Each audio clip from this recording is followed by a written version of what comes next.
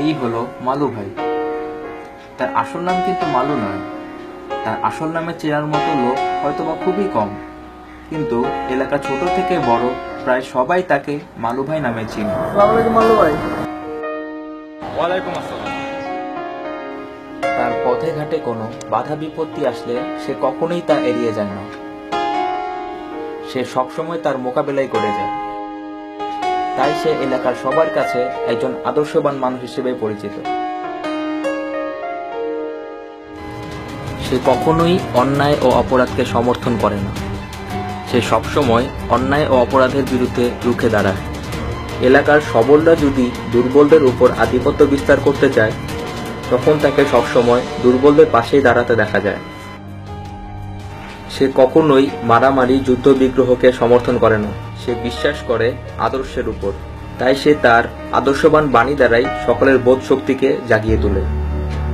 সমাজে অনেক অপরাধ রয়েছে, ঠিক তেমনি রয়েছে অনেক অপরাধী। সমাজের এই অপরাধীদের অপরাধ প্রতিরোধ করার জন্য প্রতিরোধকারীর সংখ্যা রয়েছে খুবই কম। মালু ভাই এই প্রতিরোধকারী মানুষের সংখ্যা বৃদ্ধি করার জন্যই একটি দল গঠনের উদ্যোগ নেয়। তার এই দলের উদ্দেশ্য হল অন্যায় ও অপরাধের বিরুদ্ধে রুখে দাঁড়ানো ও সকল মানুষের সেবায় এগিয়ে আসা।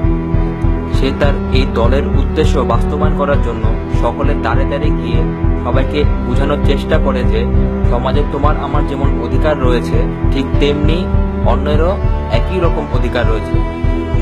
তার উদ্যোগ যখন বাস্তবায়ন হওয়ার পথে, ঠিক তখনই সমাজের অসৎ বান্দারা তার বিরুদ্ধে ষড়যন্ত্রের জাল বুনতে শুরু করে।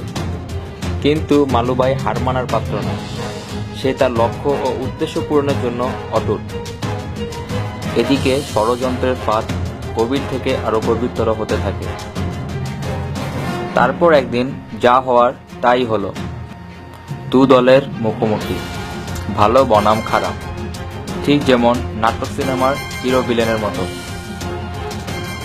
নাটক সিনেমাতে অবশেষে তো জয় সবসময় ভালোরই হয়, কিন্তু মালু ভাইয়ের জীবন বৃত্তান্তটা একটু ভিন্ন।